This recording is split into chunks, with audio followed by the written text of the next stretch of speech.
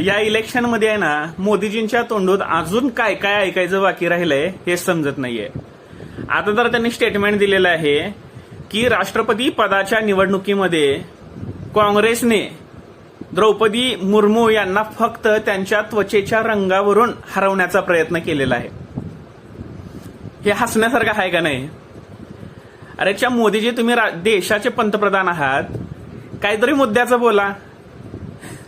आता त्वचेचा रंग बघून एखाद्या कॅन्डिडेटला हरवण्याचा प्रयत्न काँग्रेस का करेल बरं? आणि तुम्ही असले मुद्दे घेऊन कशाला इलेक्शन लढवतायत? तुमचा मुद्दा असला पाहिजे, तुमचा मॅनिफेस्टो, तुमचे जे घोषणापत्र आहे ना त्याच्यावर तुम्ही एक शब्द तर बोला.